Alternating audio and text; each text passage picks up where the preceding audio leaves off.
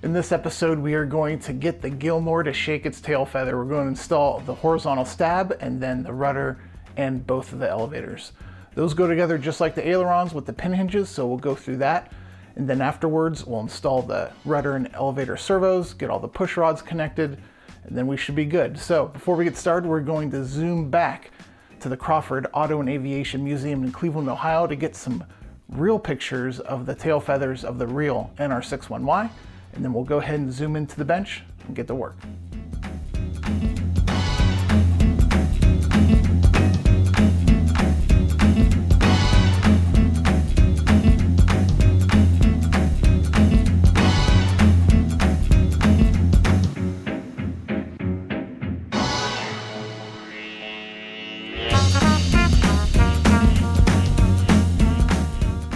And here is the tail end of the real NX61Y, and this is a good time to actually talk about the NR/NX. I've been saying NR, but in these pictures you've been seeing NX.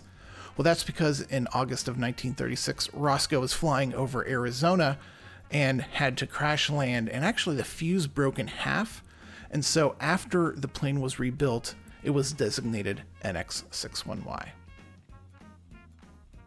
Let's go ahead and mount the horizontal stabilizer. We will need to cut away the covering. It's really easy to see where this slot is, especially at the very end. You can see where the covering covers that up. So I'm just going to take a hobby knife and cut through this.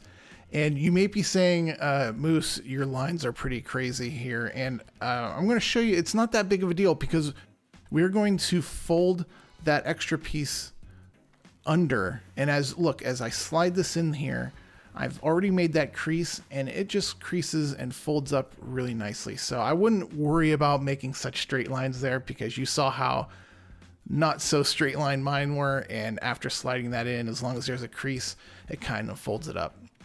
All right, so now we are going to mark where we want the stab to be, and instead of drawing on the covering, I like to use painter's tape, and I will make lines with blue painter's tape, and I'll take it out here, and we need to do that on both the top and the bottom because we want to cut away some of this covering. We want a good balsa on balsa, wood on wood connection for the glue, but we don't need to cut right to those lines. And again, these don't need to be straight. This doesn't have to be nice. You just have to expose some of that wood. So really quickly, I'm just cutting off a piece and it tears off pretty nicely. And the goal here is just to have some covering underneath. So one thing I wanted to show you is this horizontal stab. There's a lot of ways to move it. And so make sure you find a way how you want to align it. You can see I set a center line on the stab and then set center lines on the rear of the fuselage to line that up. But also you have to worry about the front of the stab because it can rotate back and forth. I'm going to pull this out and I'm going to show you. I took that center line on the back and drew a center line along the top to the very front, and then I measured how wide the opening was for the horizontal stab, and then you can see on the top I made two little lines that would match where this needs to be on the sides of the fuselage for it to be centered. So I use that as a guide. So just be careful and get that lined up. So now I'm going to use my Scotch weld. I'm using 420 because I want about 20 minutes for this to set up, and I'm just taking my time using a little piece of scrap wood to coat the bottom of the inside where the horizontal stab is going to be. I like to put the glue here instead of on the horizontal stab. In fact, I might put a little bit on the stab, but the problem is if you put it on the stab as you slide it in, it's a really nice tight fit. Unless you have a super small coating, it's going to just bunch up. Look how tight that is. So I left the glue off the stab and kept it on the bottom and on the top of the slot. And actually on the top of the slot, there's not a lot of wood there because there are some lightning holes. So majority of my wood was on the bottom, but slid it on and kept the wood generally towards the center so nothing would seep out over the edge. and the outcome was pretty nice. I'm really happy with it. Slid in very nice. And now I'm lining up with all my markers on the back and on the top of the front to make sure it's aligned well.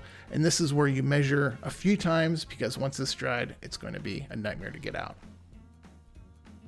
All right, here's the elevators, and the elevator horns are a little different than what we're probably all used to. Instead of using the G10 horns and gluing them in here, Black Horse uses these plastic horns. So to find the hole, I love using my flashlight. You can see the hole in the elevator, so you're not just cutting up all the covering. So use your knife, poke a hole. There's a top and a bottom, and the whole thing is secured with a bolt. So I've already cut into there, and some of these plastic pieces had some flash from the injection molding process. So where needed, go ahead and sand those down to make those nice and smooth. But you can see I've made the hole here, and the horn part goes on the bottom, obviously, and the washer, I guess you would call it, goes on top, and it's secured with a bolt. So we'll go ahead and tighten this up, and we'll get going. And you can see over on the left, the other elevator half is all done and ready to go.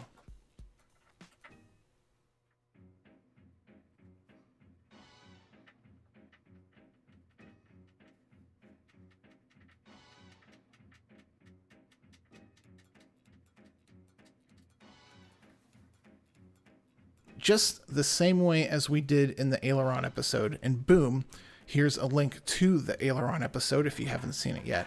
But we're going to install with pin hinges, and it's the same thing. And what you're seeing here is I've already installed the pin hinges into the horizontal and vertical stabs, and I've just dry fitted the surfaces to make sure that there's no binding. And now we're going to take these off, and here I manually check each pin and do a little tug to make sure that I'm confident that there's a nice adhesion for these pins. So we take these off, and we will prepare the epoxy for gluing the actual surfaces. So again, I'm using 3M Scotch Weld 420, and I will coat the tips and maybe just a little bit more than the tips of each of these pins. And again, because we can't rotate the pins when we insert it on this step, you really need to take your toothpick and work your epoxy inside and coat the entirety of the hole on the surface to make sure that you cover it enough and you create a good bond. So here we're inserting the left elevator, and as soon as we get it on, we will flex it to make sure there's no binding. We'll get a piece of tape and hold it in place. Now in the video, as I'm doing the other elevator, let me explain to you, whenever I do pin hinges for the first hour, every 15 minutes, I take the tape off and work the surface and double check there's no binding, there's no glue drying, there's no glue drooping out of the holes. I clean it up as needed, so I keep an eye on it for every 15 minutes for the first hour. And then I'll wait an hour and go back and check for that last check. But here you just showed, I just showed using the toothpick and working some of that epoxy into the hole on the rudder. Again, you need to do this because you can't rotate the pin during this step. So we have the rudder, and now here's an opportunity to get some alcohol on a paper towel and all of the hinges, work the hinge, any excess glue that seeped out when you inserted the rudder, clean up the hinges because it's going to be easier to clean up epoxy at this stage than later. And so you will also need to tape up the rudder because gravity will kind of cause it to fall away, and tape will help here. So over on the left elevator, I'm showing how I take the tape off, work it, and this is what I do every 15 minutes for the first hour, and then I wait an hour and check it again.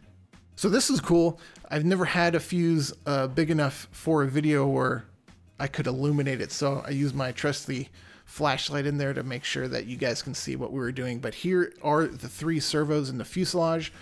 You're only seeing the one on the bottom in this shot is the rudder, the 9381 from Hi-Tech, and then on top is the 951 for the right elevator. You can't see the 3rd servo just because of the angle of this shot, but we're using number 3 servo mounting screws. So I drill a first hole with the 1/16 bit, and then a second hole. I open up that hole with the next size up bit, and we'll go ahead and secure these. And again, we get all these secured, we get all the drills, the holes drilled, we get all the screws in, and then we take everything out and we take some ultra thin CA and dab it in each one of these holes to strengthen these holes. And then we will put everything back in, and that's when I usually put in the servo mounting, the servo washers, and you'll see that. And here are the servos doing their thing. The push rods are the same as the elevators. They're just longer with the same connections, same holes on the servo arms. And you can see my servo washers make it all nice and tidy. And there is the tail feather. We got the high-tech servo programmer going, doing a sweep function on both the elevators and the rudder. And we're just making sure we have nice and very smooth operation. And things are looking good. We're done with the tail. So guys, thanks for tuning in. And so in the next episode, we will be mounting the electric motor and maybe the cowl. I'm not sure how long that's going to take. Maybe we'll do 2 episodes for the motor and the cowl, but the very front of the plane is the next step. So in a few days, that's what we'll be looking at. So guys, thanks for tuning in. This Gilmore is looking nicer and nicer each episode, and I'm excited to get this thing in the air. There's a lot of flight reports coming in, and it looks like this is a really nice flyer. So stay tuned, subscribe, and we'll see you next time.